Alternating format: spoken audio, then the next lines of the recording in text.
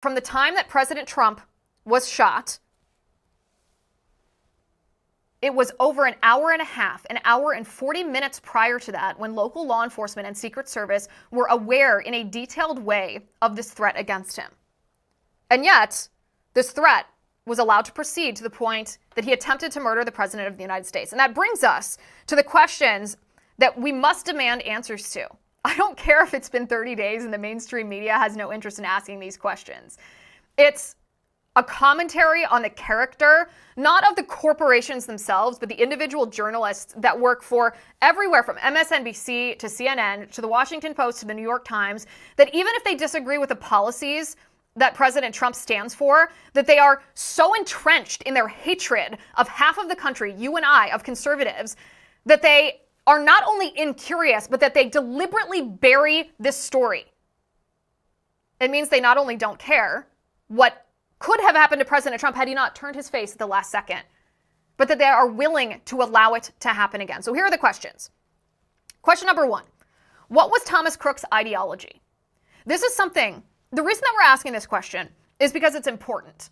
I refuse to allow mass shooters, whether it's school shooters, whether it's terrorists, whether it is attempted would-be assassins of the President of the United States, I refuse to allow them to be portrayed as mere crazies.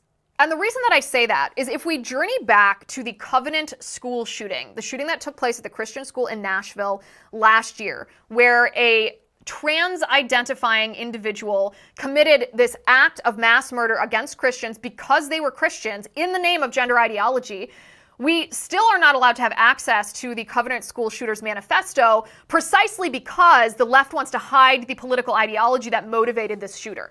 The political ideology that motivated the Covenant School shooter was queer theory. Queer theory being a neo-Marxist ideology that tells LGBTQIA identifying people that they will be targeted for genocide if they do not stop, and by stop I mean kill and overthrow, Christians, white people, conservatives, government, those running our country. It is the vanguard of a revolution. That is what that ideology is. That's why that ideology is hidden from us. So it is not right to dismiss these shooters by saying they're random crazies. We don't want to give them attention because that spurs copycats. We don't want to give them the notoriety because that's what they sought. No, that is not often what they seek. Often what they seek is to live out this ideology that has been ingrained in them from the public school system to the media to from leftist politicians. From every side, these people are indoctrinated in leftism. So obviously leftists want to hide their ideology. We must demand to know what was Thomas Crooks' ideology and what was known about Thomas Crooks before the shooting. It's awfully strange to me that a young man who qualifies as being part of Gen Z has no social media footprint. This is so unrealistic, it's almost comical. Gen Z lives online. They were born, their teethers were smartphones and tablets. There is no way that there is not a digital trail of the ideology of Thomas Crooks, and yet it's being hidden from us. Why? We must find out the answer to that. Question number two, Thomas Crooks flew a drone over the Butler County rally area some hours before Donald Trump took the stage. Not only is this unbelievable that he was able to do this, there's an additional element that is worth noting here. The U.S. Secret Service generally has counter-surveillance drones flying over an area to identify if there are drones, hostile drones that are flying over that area to help them identify threats. On this day, July 13th, 2024, the U.S. Secret Service counter drones weren't working. They failed to fly U.S. Secret Service counter drones in the way that they normally would. My question here is, why did these U.S. Secret Service counter drones not work? Who was in charge of them? Was it a mechanical issue? Was it a communication issue? And most importantly, was it unusual for the U.S. Secret Service counter surveillance drones not to be working? The answer to that question, my friends, will tell us a lot about whether this was pure government incompetence, whether this was a pure inside job, or whether this was wokeness and corruption that indirectly allowed this shooting to happen. Question number three. At 3.5 minutes prior to the shooting, Thomas Crooks was seen on the roof. At 30 seconds prior to the shooting, Secret Service knew he was armed and lying on the roof. We established that a few minutes ago. Who then made the call, made the decision not to remove Donald Trump from stage at that point. When law enforcement was aware of an armed, credible, and accessible threat to the life of President Trump, who allowed him to stay on stage? This is a critical question. Who made the call not to tell Donald Trump before he went onto the stage so that Trump himself could decide whether he was willing to take that risk or not? All that would have needed to happen was they should have held President Trump for 5 more minutes, neutralized the threat, arrested Thomas Crooks, and then let President Trump take the stage. Why did that not occur, and who exactly was in charge of that decision? 26 minutes before the shooting, this is 18 minutes before Trump took stage, Secret Service knew that Thomas Crooks had a rangefinder. Why was he not neutralized at that point? Why was he not confronted? Why was he not arrested? Why did it take until he had fired those shots for him to be addressed?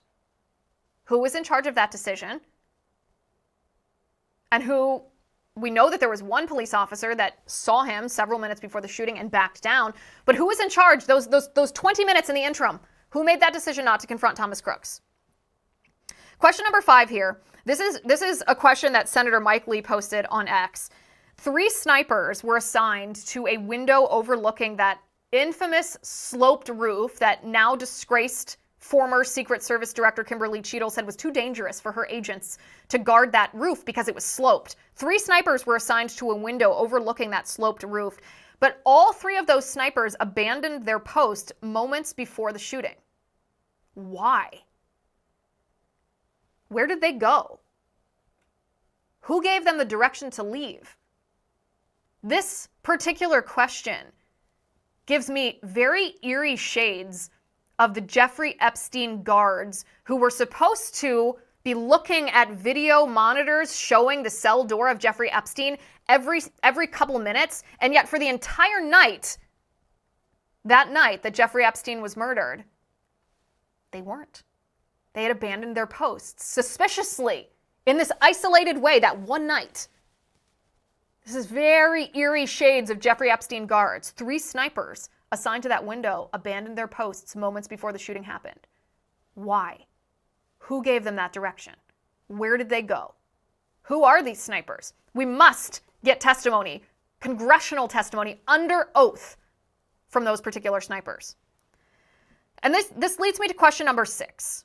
And I don't mean this question to sound bombastic because I don't mean it bombastically in the slightest. Are we willing to consider that the feds may have groomed Thomas Crooks into an attempted assassination of President Donald J. Trump? The reason that I'm asking this question is not because I'm suggesting that this happened. The reason that I'm asking this question is because if we look at the history of our country, we know that our government has abused citizens in the past. We know that our government has targeted politicians that the deep state dislikes in the past. We know that our government has murdered the President of the United States in the past. We know that the CIA was involved in the assassination of President John F. Kennedy. We know that the CIA has been involved in many shady murders, many grooming of violent criminals and murderers into committing those very crimes. We know in recent years that the FBI was involved in fomenting the riots outside of the Capitol on January 6th of 2021. We know that the FBI was involved in entrapping ne'er-do-wells and homeless people, drug addicts, into pretending to stage the kidnapping of Michigan Governor Gretchen Whitmer in the name of lockdown protests so that the federal government could paint any lockdown skeptic as a violent extremist. We know our government has the capacity, the capability, and yes, the motivation to groom someone who would otherwise be willing to commit a heinous crime to actually commit that heinous crime. And again, I'm not suggesting that this happened, but if we are unwilling to even consider this possibility, if we are unwilling to even investigate whether this happened, if we come at this analysis with preconceived notions or preconceived conclusions that no, the government couldn't have been involved in any way, then we are no better than the mainstream media. We cannot fully examine what happened here if there is even one preconceived conclusion that we're bringing to the table. So if you sit there and you say, no, I'm not willing to consider that feds might have been involved in some way, then you are not actually willing to investigate what truly happened. And we owe it to our country to investigate what truly happened. Remember, the Secret Service, this is my 7th question. Why did the Secret Service lie about denying resources to the Trump campaign when the Trump campaign requested additional security? What was the justification for the denial of those requests, and who made that call? The 8th question is a question that is for the elected representatives of the United States of America. This is both Democrat and Republican.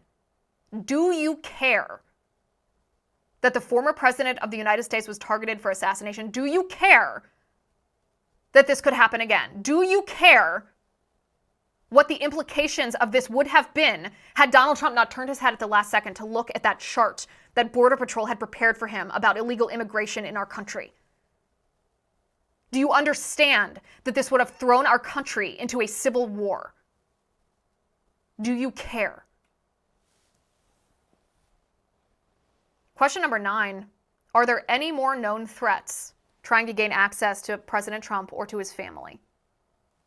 If so, what's being done to protect them so that what happened on July 13th does not happen again?